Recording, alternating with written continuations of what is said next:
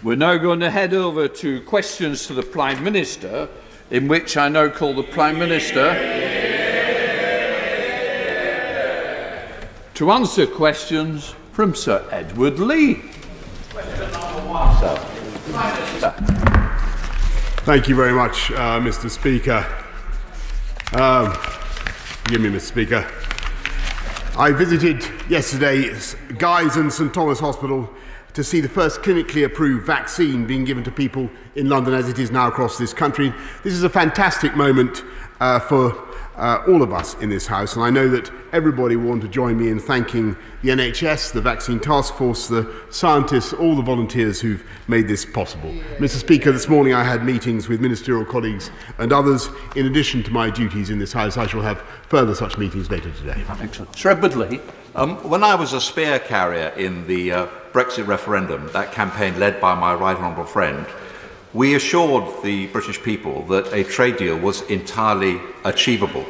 So can I urge my right honourable friend to make one last effort, and surely that deal is achievable because we have no intention of lowering our standards.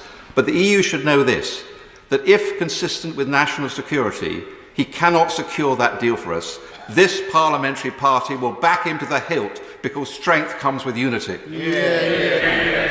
Well, I thank my right honourable friend, and he's entirely right that a good deal is still there to be done, and I look forward to discussing it with Commissioner von der Leyen tonight. But I must tell the House that our friends in the EU are currently insisting that if they pass a new law in the future with which we in this country do not comply or don't follow suit, then they want the automatic right, Mr. Speaker, to punish us and to retaliate. And secondly, they're saying that the UK should be the only country in the world not to have sovereign control over its fishing waters. And I don't believe, Mr. Speaker, that those are terms that any Prime Minister of this country should accept.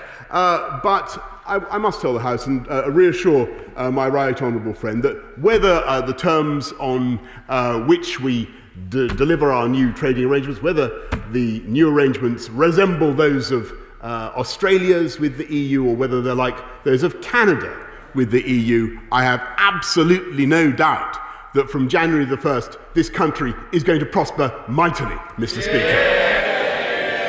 Let us go over to the Leader of the Opposition, the Right Honourable Keir Starmer.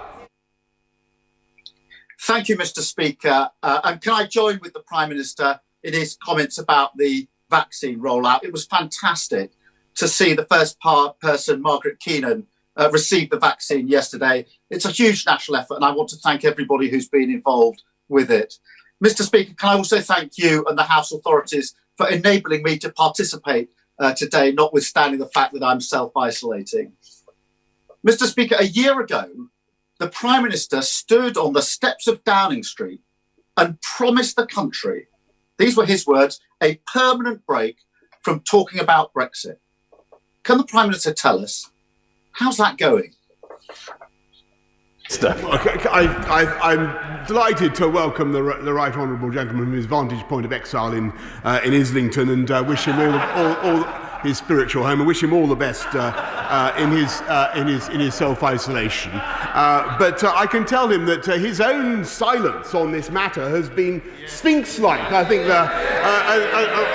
I wonder quite what it is, Mr. Speaker, that has kept him from asking this question for so long. We delivered Brexit, Mr. Speaker, on January the 31st, in case he failed to notice. Going back to Keir Starmer. Keir Starmer. Mr. Speaker, it's Camden, not Islington. Camden. And the Prime Minister starts straight away by deflecting. Same old, whether it's COVID or Brexit.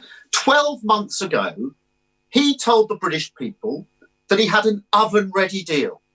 He didn't say he had half a deal. He didn't say the next stage will be very, very difficult. In fact, he told the British people, this was before the election, he faced them and he told them, these were his words, that the chances of no deal were absolutely zero. And the now Chancellor obviously took him at his word, because The Chancellor said in the run-up to the election, we won't need to plan for no deal because we have a deal. So a year on, why should anyone who trusted the Prime Minister when he said he had a deal, including his Chancellor apparently, believe a word that he says now? Prime Minister. Well, Mr. Speaker, I hesitate to accuse the right honourable gentleman of deliberately trying to mislead people, but let's be in no doubt that we had an oven-ready deal, which was the withdrawal agreement, by which the people voted for, as he rightly points out, by which this country left the customs union, left the single market, and delivered on our promises. And I can tell him that whatever happens, and you must know this, Mr. Speaker, that whatever happens from January the 1st, this country will be able to get on with our points-based immigration system, which we have put into law in fulfilment of our manifesto commitment. We'll be able to get on with instituting free ports, low-tax free ports in places where jobs and growth are most needed around the country. We'll be able to honour our promise to the British people and institute higher animal welfare standards, and we'll be able to do free trade deals, and we'll get our money back as well, Mr. Speaker. I don't know what else he wants to see from January the 1st, but all those things will be delivered. Returning to Camden with Keir Starmer. I see, Mr. Speaker. Apparently, get Brexit done just meant the first part of it, the easy bit. I don't remember that being written on the bulldozer at the time. Mr. Speaker, last September, the Prime Minister actually hit the nail on the head when he said that leaving without a deal would be, in his words, a failure of statecraft. It would. It would be a total failure. And it will be the British people who pay the price. Does the Prime Minister agree with his own spending watchdog, the OBR, that the cost of that failure, of leaving the EU with no deal, would be higher unemployment, higher inflation, and a smaller economy? Mr. Speaker, the more he talks about Brexit, the more I can see why he tried to avoid the subject for the last year. We did leave with a very good deal, and under any circumstances, this country will prosper mightily. And I may say to the right honourable gentleman, when he talks about the possible adverse consequences for this country of a deal on Australian terms, which I think is what he's talking about, we have yet to hear from the Labour Party what their view is of that matter. Would they vote for it? Yes or no? I mean, he remained totally Delphic last week, Mr. Speaker, about his policy on fighting coronavirus. He's totally Delphic about what to do on Brexit as well. Keir Starmer. Mr. Speaker, the Prime Minister talks about indecision. He is absolutely stuck. This is the truth of it. He's absolutely stuck and dithering between the deal he knows that we need and the compromise he knows his backbenchers won't let him do. Mr. Speaker, I genuinely hope this is the usual Prime Minister's bluster, and that, like one of his newspaper columns, a deal arrives at the last minute. But for some people and their jobs, it's already too late. Yesterday, Ineos, a major employer in this country, announced that they will not now build a new Grenadier car in Bridgend and will move production to France instead. This is a project that just 2 months ago, the Prime Minister said was a vote of confidence. So hundreds of skilled jobs now won't go to Bridgend. Can the Prime Minister tell us how many more British jobs have to go overseas before he gets on with delivering the Brexit deal that he promised? Mr. Speaker, I think it's a bit much of the Leader of the Opposition to criticise the government for failure to come up with a policy on Brexit, when he can't even, and a bit much for him to attack the putative consequences of coming out on Australian terms, when he can't even say whether he would vote for that deal, yes or no. If he can't say whether he would vote for our deal, yes or no, then he can't. Then I'm afraid, Mr. Speaker, he simply cannot attack the government's policy. Until he is able to come up with a position of his own, Mr. Speaker, wrap a towel round his head, decide what he actually thinks, I find it very difficult to take his criticisms seriously. But what I can say is that this country will be ready for whether we have a Canadian or an Australian solution, and there will be jobs created in this country throughout the whole of the UK, not just in spite of Brexit, but because of Brexit. Because this country is going to become a magnet for overseas investment. Indeed, it already is and will remain so. Keir Starmer. Mr. Speaker, the Prime Minister asked me how I'll vote on a deal that he hasn't even secured. Secure the deal, Prime Minister. You promised it. And I can say this, Mr. Speaker, if there is a deal, and I hope there's a deal, then my party will vote in the national interest, not on party political lines, as he is doing. Mr. Speaker, this is about leadership. The Prime Minister has done 15 U-turns. He's had 5 different plans on Brexit, or on COVID. And last week, 53 of his own MPs voted against it. So if I were him, I wouldn't talk about leadership. The Prime Minister hasn't always wanted to listen to business. We know what his message to business is, but he should listen to them. Let me quote the CBI. They say the message for business is this: get a deal quickly. Then there's the National Farmers Union. Time is running out, they say. It's very hard to get the final preparations. These are the people the Prime Minister should be listening to, not his backbenchers. And on the question of preparation, the government knew months ago that it needed 50,000 customs agents trained and ready to go from the 1st of January, deal or no deal.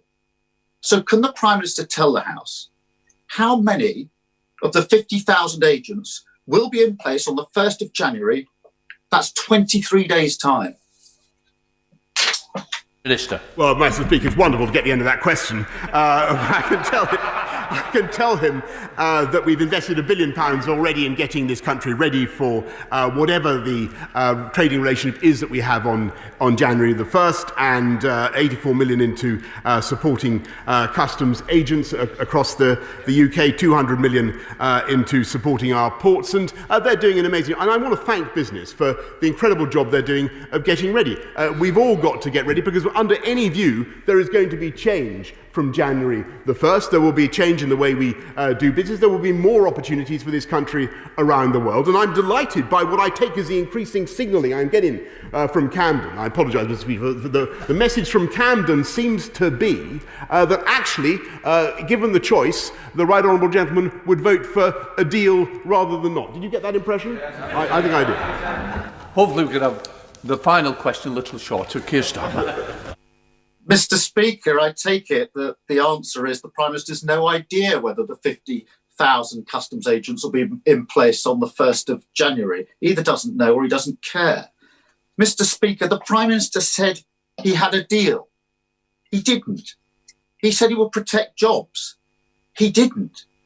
He said he'd prepare for any outcome. He hasn't.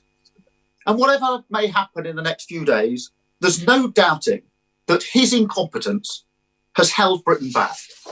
So will he end this charade, end the uncertainty, get the deal that he promised, and allow the country to move on? Minister. Mr. Speaker, I want to thank the Right Honourable Gentleman for his final baffling question. Last week, he,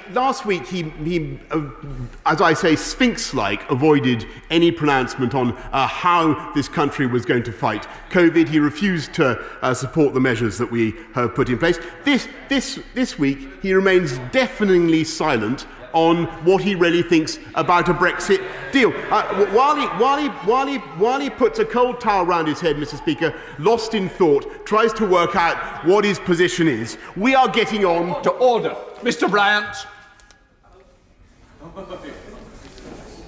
Mr. Bryant. Where is he? I suggest the whip goes and has a word with him. We're not having that disgraceful behaviour. Prime Minister. Mr. Speaker, I think you should summon him back. He seems to have vanished.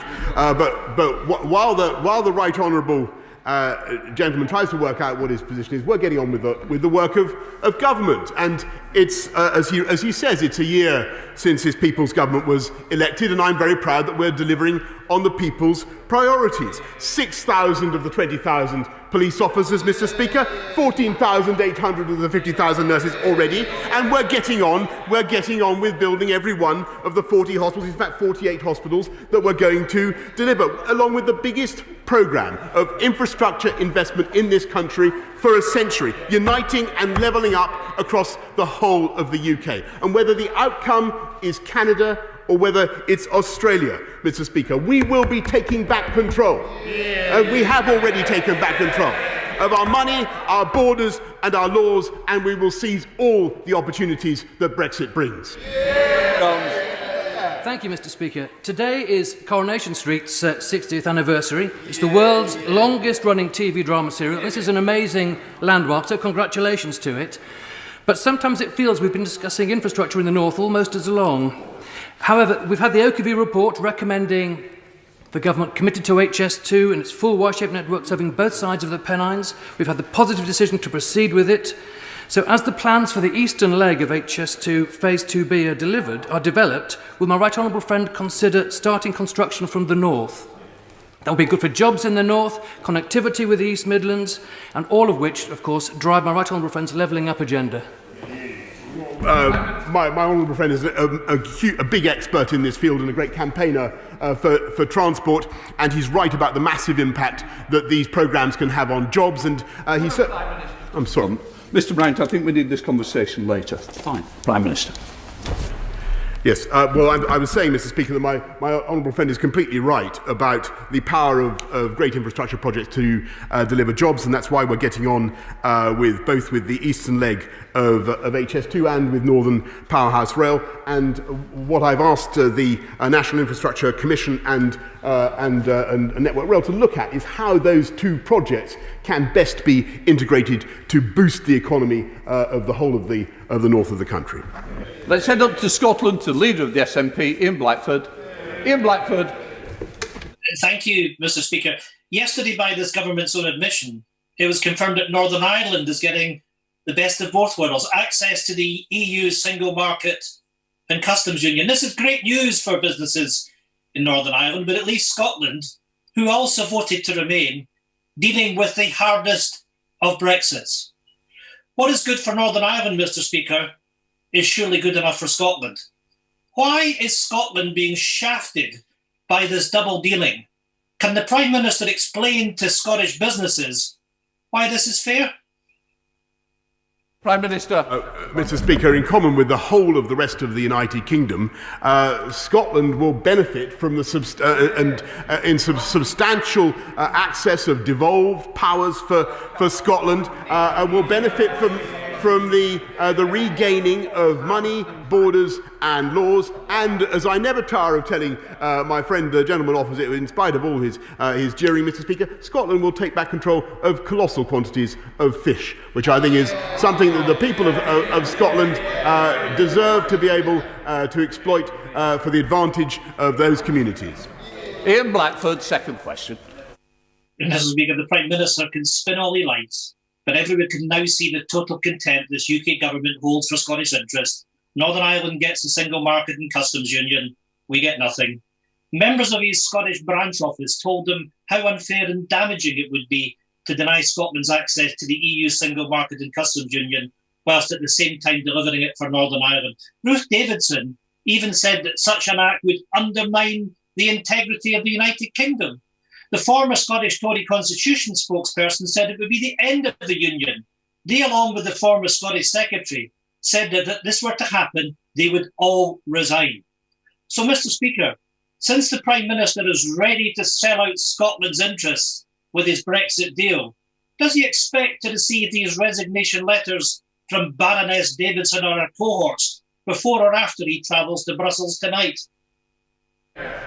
Well, I think, Mr. Speaker, the only reasonable answer to that question is I think it's highly unlikely that those letters will arrive. And I think he does gross injustice to Scotland, to the future of Scotland, which will be assured within the single market of the United Kingdom. And I believe, in spite of the slight negativity I detect from him, I believe Scotland, as long with the rest of the UK, will benefit from a very strong trading relationship with our friends and partners across the Channel, whatever the circumstances, whatever the terms we reach tonight.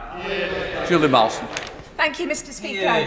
I am supporting Turn on the Subtitles, a campaign being led by my Bishop Stortford constituent, Henry Warren.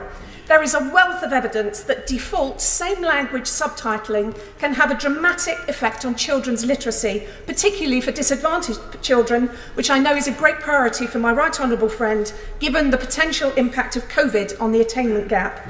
Will the Prime Minister support a government consultation to turn on the subtitles to really explore this potentially transformative opportunity?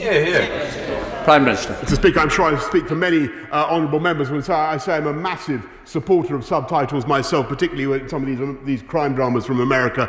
I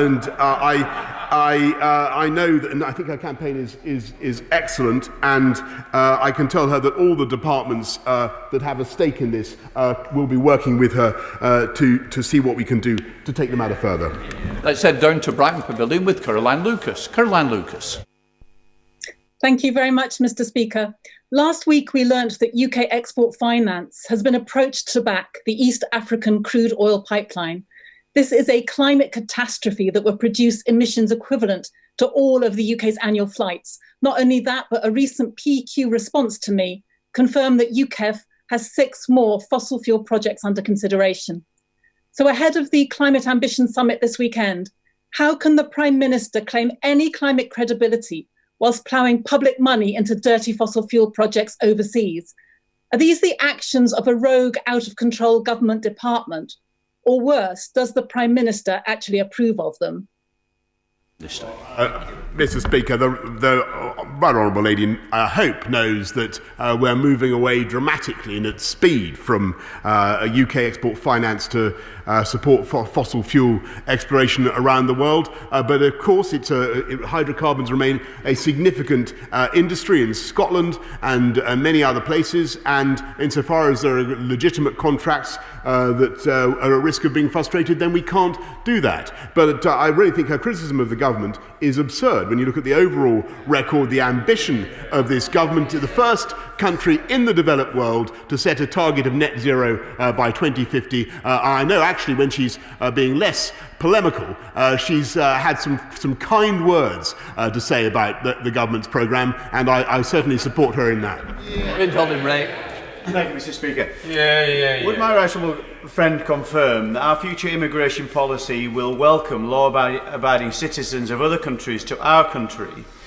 Those who come to this country and are subsequently convicted of serious crimes, including rape and murder, should expect to be removed from this country to keep our citizens safe. Prime Minister. Mr. Speaker, indeed, I was astounded to see that 42 members on the opposite benches wrote to the Home Secretary opposing the deportation of foreign national criminals, whilst the leader of the party opposite maintained his characteristic Delphic silence on the matter, Mr. Speaker. David Linden. Thank you very much, Mr. Speaker. Why does the Prime Minister think we've now seen 15 consecutive polls showing majority support for Scottish independence? Mr. Speaker, the people of Scotland, as the honourable gentleman knows very well, voted in 2014 by a substantial majority to remain in the UK. I believe that was the right decision, and I believe that were they ever to be asked in the future the same question again, I believe it would be the same answer. But as he has said, and as the gentleman opposite have said many times, it was a once in a generation event, Mr. Speaker. Let's head to Stafford with Theo Clark. Theo Clark. Thank you, Mr. Speaker. Staffordshire is currently in Tier 3. So unfortunately, due to restrictions, many local businesses are either unable to open or having to operate differently, which is having significant impact on my constituents' lives and livelihoods. So will the Prime Minister commit to providing sufficient testing in Staffordshire to help us to get out of Tier 3 as soon as possible? And will my right honourable friend assure me he will do all he can to support businesses and protect jobs in Stafford, as well as creating new employment opportunities for young people after December 31st? Prime Minister. I thank my honourable friend. And number one, yes, of course, we will do everything we can with NHS Test and Trace plus our armed forces to roll out community testing in Stafford. And number two, of course, we want to support Stafford and the people of Stafford with a massive programme of business support, including nearly 1.4 million bounce back loans and grants, rate relief and VAT deferrals. Westland. Thank you, Mr. Speaker. The Prime Minister will fully appreciate that the use of gross domestic product as a measure is abstract in terms of dealing and understanding prosperity. But people talk about 15% drop in GDP as a result of the pandemic. If you look at a simple analysis of car sales as an indicator of economic performance, relative to Germany, we've lost 184,000 car sales in the UK, or versus France, 100,000. Behind those numbers, which are big hits of PLC, UK PLC, are jobs and businesses. How does the Prime Minister explain this relative economic performance? Prime Minister. Mr. Speaker, the government of this country has done everything we can to support business and support our lives and livelihoods throughout this pandemic, and it remains the case as he, with more than 200, I think now 260 billion pounds of support, and it remains the case as he mentions France and Germany. He should know, Mr. Speaker, that unemployment, in spite of all the difficulties this country has faced, unemployment remains lower in this country than France, than Italy, than Spain, and the United States. So, yes, it's tough, but we're going to get through it, and we're going to get through it together. Thank you, Mr. Speaker. Can I commend my right honourable friend's bold 10-point plan for a clean, green industrial revolution and ask for his support to help me deliver a 26-hectare renewable energy manufacturing hub at Oldside in the Port of Workington, continuing to deliver on our promises 12 months ago when I turned Workington blue. Excellent. Yeah. Prime Minister. Well, I thank my honourable friend and I congratulate him on his achievement and on his anniversary, Mr. Speaker.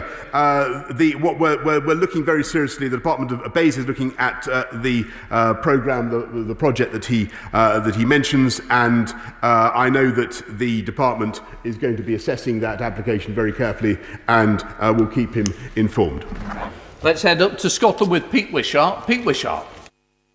And thank you, Mr. Speaker. The Prime Minister didn't quite answer my honourable friend from Glasgow East on why support for independence is so high. So maybe I can tempt him with a couple of reasons. Firstly, the leadership of the First Minister, which the Scots contrast with him. Then there's his crazy, chaotic Brexit, a Brexit that Scotland didn't vote for. But it's also down to him personally. He is probably the biggest single recruiting sergeant that we have. And for that, we mightily thank him. So can I ask him, on behalf of all of us who want to see an independent Scotland, could you please take a bow and accept our many thanks?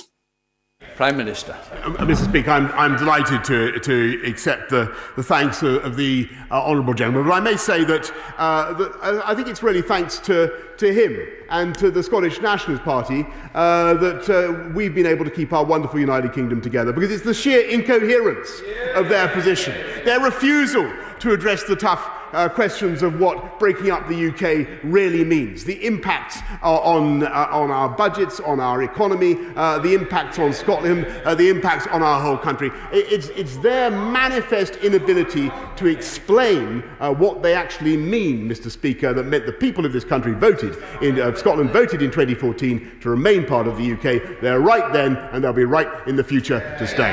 Let's head up to Harrow with Bob Blackman. Bob Blackman. Thank you, Mr. Speaker. It is now 3.5 years since the Grenfell fire tragedy that cost the lives of 72 people. Yet there are still 3.6 million leaseholders living in potentially dangerous, unsaleable and unmortgageable properties. The government quite rightly set aside £1 billion towards the remediation of non-ACM cladding. But this expires on the 31st of December this year. and it's clear that it's going to be insufficient to cover the costs. So could my right honourable friend set out for the House what the plan is for next year to remediate the cladding, and will he give a cast iron guarantee that leaseholders will not have to pay a penny piece towards the cost of replacing this unsafe cladding?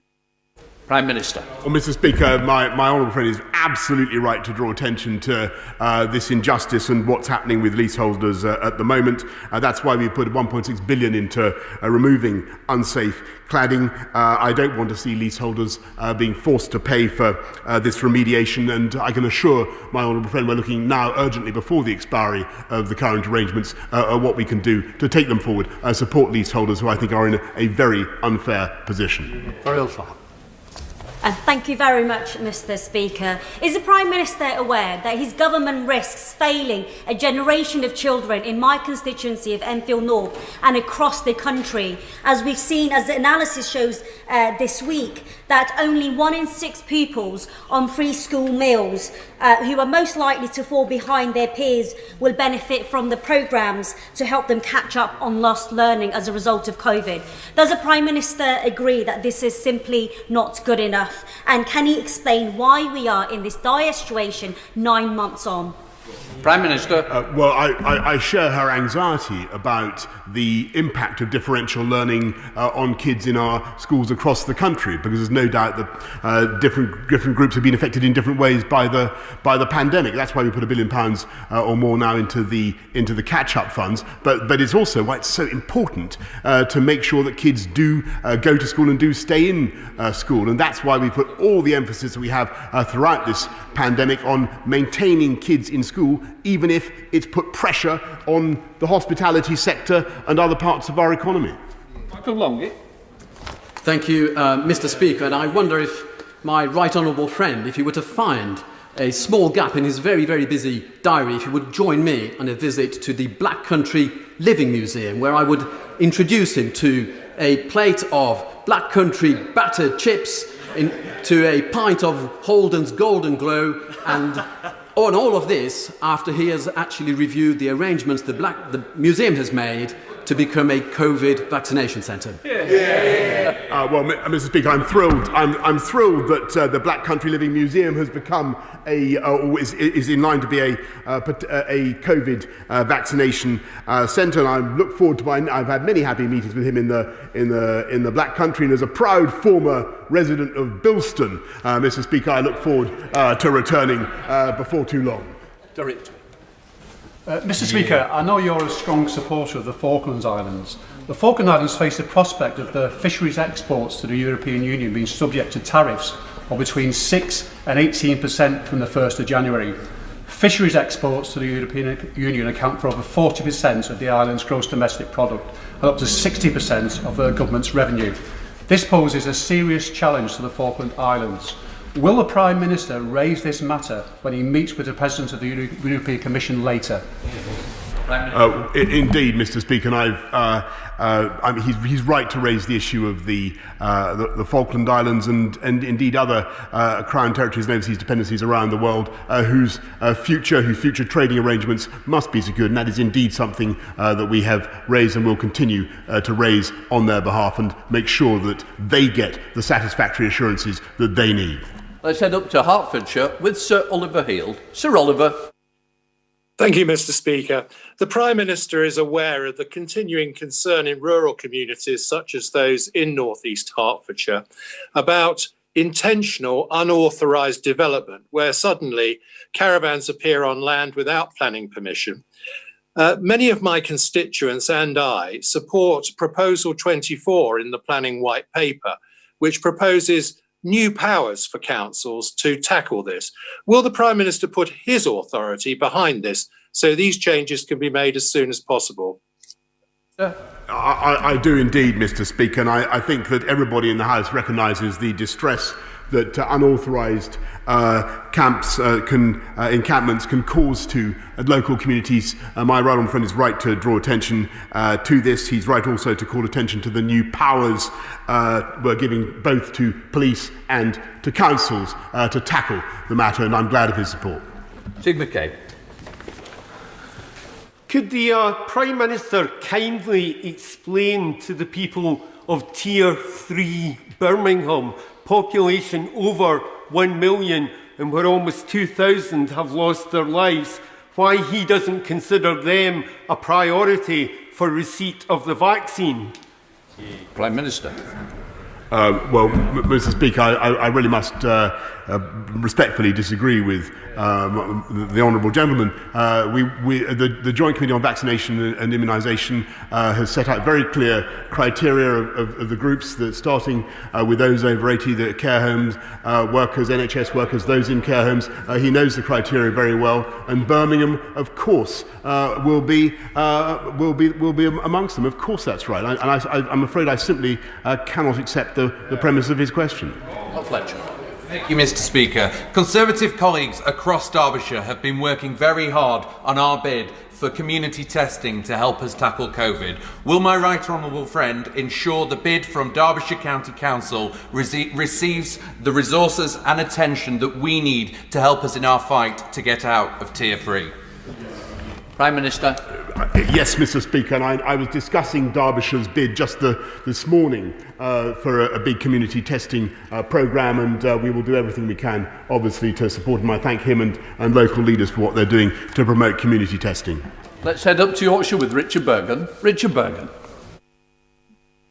Mr. Speaker, real terms pay cuts for millions of public sector workers, an insulting 37p increase in benefits levels, and broken promises on minimum wage increases show the Prime Minister wants to pay for this crisis on the backs of the working class. Wouldn't it be fairer to impose a windfall tax on the wealth of the super rich and on those who've made super profits out of the COVID crisis, including those who've won contracts because of their links to top Tories?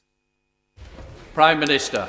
Well, Mr. Speaker, I must again strongly disagree with what the honourable gentleman says, because everybody on this side of the House is proud not just of the living wage, but of record increases in the living wage, above inflation pay rises across the board, and of course we're proud of what we've done to support nurses and the NHS, a record investment in the NHS. I don't think anybody looking at the investments this government has made in the public sector could doubt our commitment, and we will continue to do that, Mr. Speaker. But what we want to see is our economy recovering and our strong and dynamic private sector, which he disparages, enabling this country to forge forward as it should. Thank you, Mr. Speaker. It's been almost 12 months since I and many of my colleagues were elected to this House for the first time, and it was a great privilege to deliver my maiden speech in the second reading of the Environment Bill and be on the Bill Committee for this landmark piece of legislation. Does my right honourable friend agree with me that not only is protecting the environment a moral duty, but it presents an economic opportunity, including the creation of jobs for my constituents in Meriden? Yes, Mr. Speaker, it's crucial to understand that the 10-point plan for the green industrial revolution is about jobs, jobs, jobs. This plan, whether it's retrofitting homes or making wind turbines, Mr. Speaker, will generate 250,000 jobs across this country in just the first few years. Thank you very much, Mr. Speaker. Many constituents, especially those emanating from the Punjab and other parts of India, and I were horrified to see footage of water cannon, tear gas and brute force being used against peacefully protesting farmers. However, it was heartwarming to see those very farmers feeding those forces who had been ordered to beat or suppress them. What indomitable spirit, and it takes a special kind of people to do that. So will the Prime Minister convey to the Indian Prime Minister our heartfelt anxieties, our hopes for a speedy resolution to the current deadlock, and does he agree that everyone has a fundamental right to peaceful protest? Prime Minister. Of course, Mr. Speaker, and our views that the right honourable gentleman knows, as the honourable gentleman knows well, is of course that we have serious concerns about what is happening between India and Pakistan, but these are preeminently matters for those two governments to settle, and I know that he appreciates that point. James Wilde. Thank you, Mr. Speaker. The Queen Elizabeth Hospital in Kings Lynn is at the heart of our local community, but it's in need of urgent modernisation, with cracks in the concrete roof, most recently leading to the closure of the physiotherapy gym. So with his enthusiasm for building hospitals, can my right honourable friend offer the people of West Norfolk hope and back our bid and build our future hospital? Yeah. Prime Minister.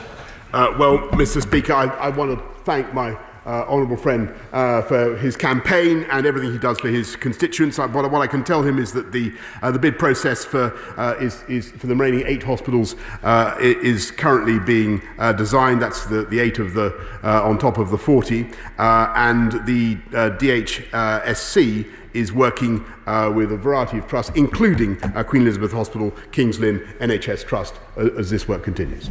Yeah. Can I just gently say to the Prime Minister, next week will be the final one before Christmas of PMQs. Would he update the House on the leak inquiry? It will be helpful. Thank you, Prime Minister.